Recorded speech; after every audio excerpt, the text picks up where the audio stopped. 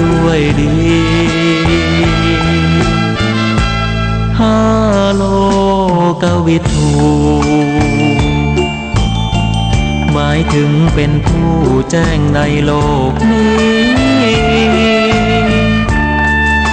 อนุตตโรปุริสัทธรรมสารถิข้อ6ก็มีความแปลให้ฟังเป็นผู้ฝึกผู้สอนมนุษย์ได้ดีและก็ไม่มีผู้ใดเทียมเท่าสักครั้งข้อ7ศรัทธาเทวมนุษย์สานังศาสดาสอนสั่งมนุษย์และเทวดาพุทโธนี้ข้อ8ผู้หลีกแก้ไขปัญหาผู้รู้ผู้ตื่นเบิกบานก้าวนั้นพ่อภควาผู้เลิศวิชายอดพระคัตธรรม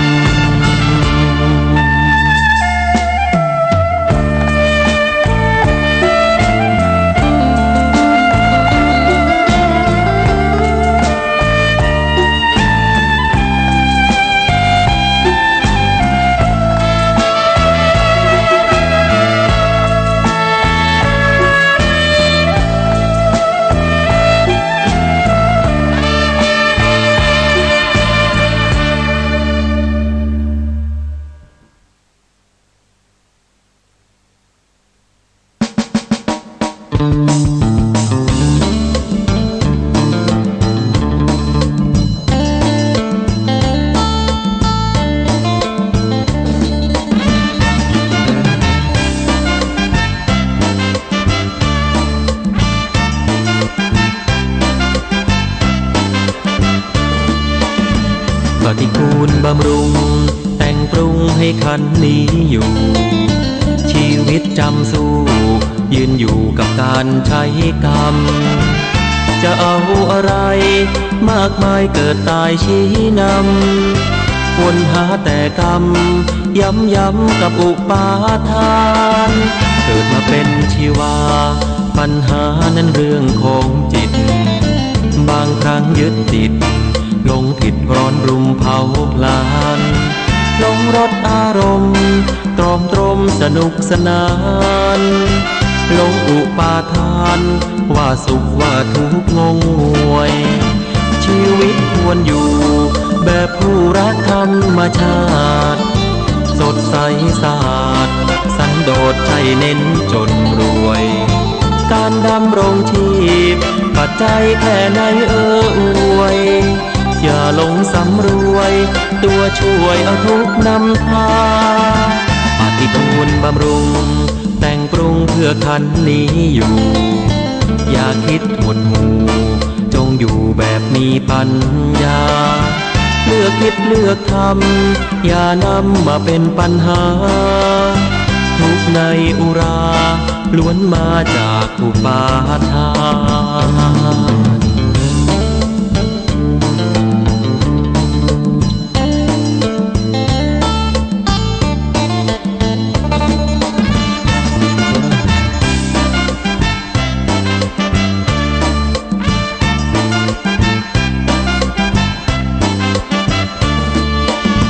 ปฏิกูลบำรุง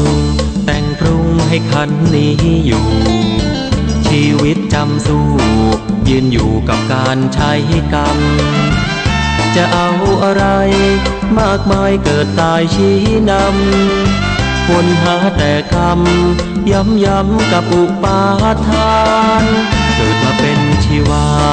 ปัญหานั้นเรื่องของจิตบางครั้งยึดติดหลงผิดร้อนรุมเผาพลานหลงรสอารมณ์ตรอมตรมสนุกสนานหลงอุปาทานว่าสุขว่าทุกข์งงงวยชีวิตควรอยู่แบบผู้รักธรรมชาติสดใสสะอาดสันโดษใช่เน้นจนรวยการดำรงชีพปัจจัยแค่ไหนอว อย่าหลงสำรวยตัวช่วยเอาทุกนำพาปฏิคูณบำรุงแต่งปรุงเพื่อคันนี้อยู่ อย่าคิดหดหู่จงอยู่แบบมีปัญญาเลือกคิดเลือกทำอย่านำมาเป็นปัญหาทุกในอุราล้วนมาจากอุปาทาน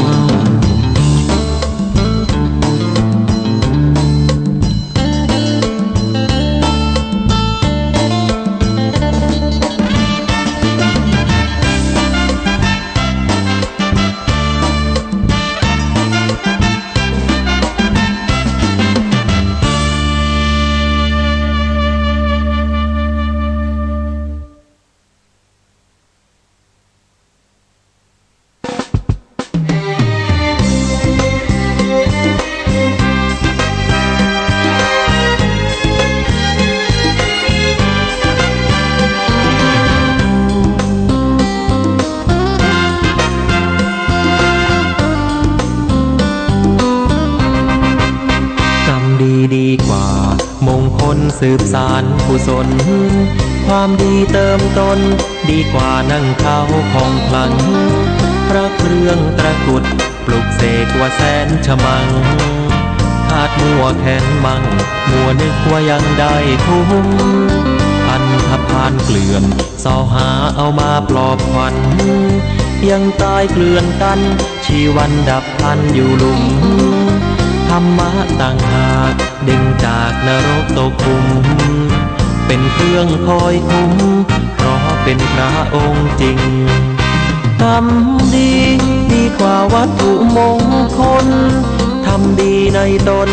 ผู้คนไหนอยากจะยิ่งเป็นโจรไร้ธรรมก่อกรรมจิตใจผีสิงไม่โดนปืนยิงก็ยิ่งเหมือนตายเกินตายกรรมดีดีกว่า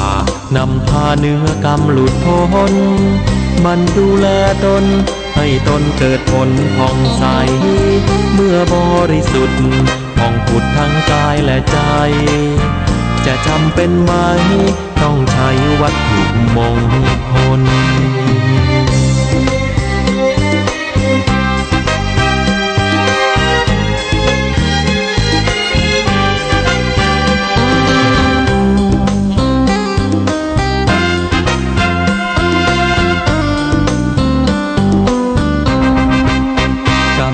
ดีกว่ามงคลสืบสารกุศลความดีเติมตนดีกว่านั่งเท้าของคลังพระเครื่องตะกรุดปลุกเสกว่าแสนฉมังคาดมัวแขนมังมัวนึกว่ายังได้คุ้มอันธพาลเกลื่อนเสาหาเอามาปลอบขวัญยังตายเกลื่อนกันชีวันดับพลันอยู่หลุม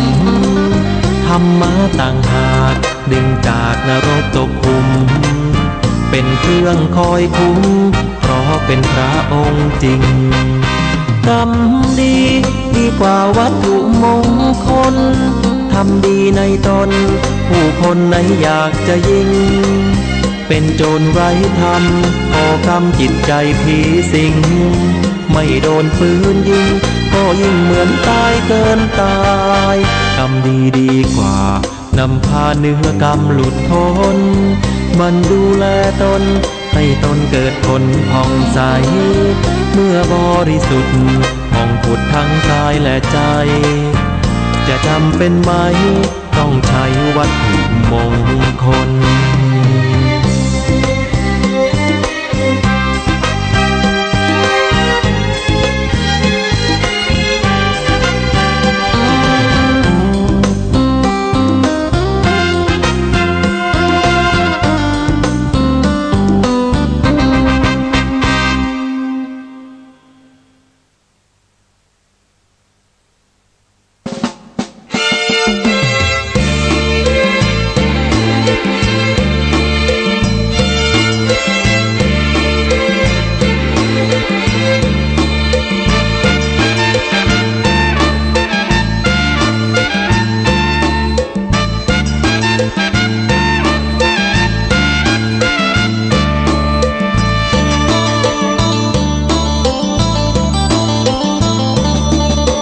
ชิมาปฏิปทา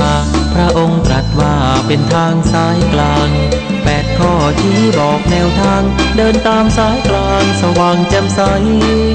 เจริญสัมมาทิฏฐิข้อหนึ่งนี้ให้จำขึ้นใจสัมมาสังกัปปะท่องไว้ข้อ3ต่อไปเจริญสัมมาวาจา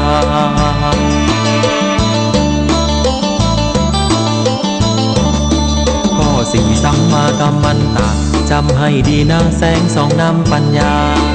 จาก4แล้วมีข้อ5เจริญสัมมาอาชีพนั้นหนอสัมมาวายามะก็ดีบอกข้อ6นี้จิตเพียรอย่าท้อเจริญสัมมาสติให้พอข้อนี้คือข้อที่7ให้จำ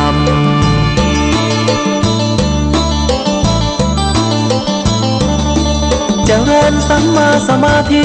ทั้ง8 ข้อนี้ท่านทรงชี้นำเรียนรู้แล้วปฏิบัติตามชีวิตงดงามดับความทุกข์เข็น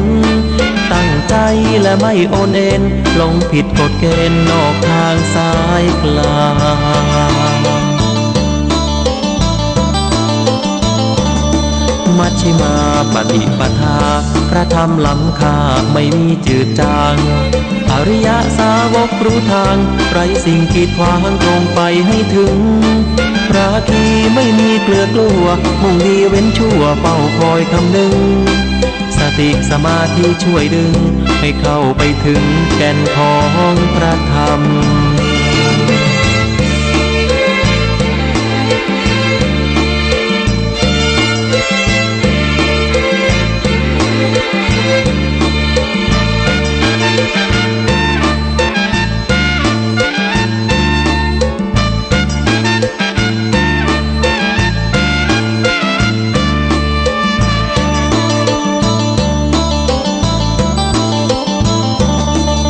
เจริญสัมมาสมาธิทั้ง8 ข้อนี้ท่านทรงชี้นำเรียนรู้แล้วปฏิบัติตามชีวิตงดงามดับความทุกข์เข็นตั้งใจและไม่โอนเอ็นลงผิดกฎเกณฑ์นอกทางสายกลางมัชฌิมาปฏิปทาพระธรรมล้ำค่าไม่มีจืดจางอริยสาวกรู้ทางไร้สิ่งกีดขวางตรงไปให้ถึงพระคีไม่มีเกลือกลัวมุ่งดีเว้นชั่วเฝ้าคอยคำนึงสติสมาธิช่วยดึงให้เข้าไปถึงแก่นของพระธรรม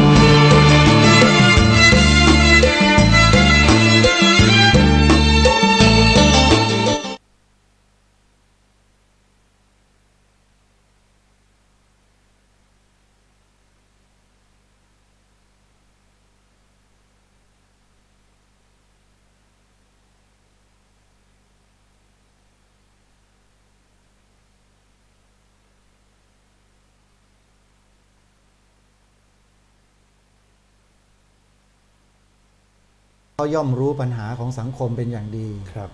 แต่วิธีการที่จะให้ปัญหาเหล่านี้ออกจากสังคมได้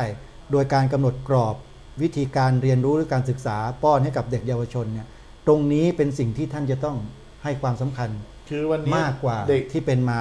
เด็กหลายคนเขาก็เริ่มจะเรียกร้องกลับมาที่กระทรวงศึกษาธิการนะครับ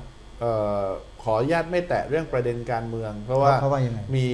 มีเด็กเขาก็ไปเรียกร้องเยาวชนทั้งมัธยมและมหาวิทยาลัยประเด็นเรียกร้องเรื่องการเมืองก็ว่าไปนะผมไม่ไปแตะเรื่องนั้นเพราะว่าก็นานาสาระต่างคนต่างมองแต่เรื่องการศึกษาเนี่ยที่เด็กเขาไปเรียกร้องกับรัฐมนตรีบ้างกระทรวงศึกษาบ้างเขาบอกช่วยสอนให้เรารู้เท่าทันโลกหน่อยอ๋อเรียกร้องดีด้วยสินะเรียกร้องแบบนี้เลยแล้ว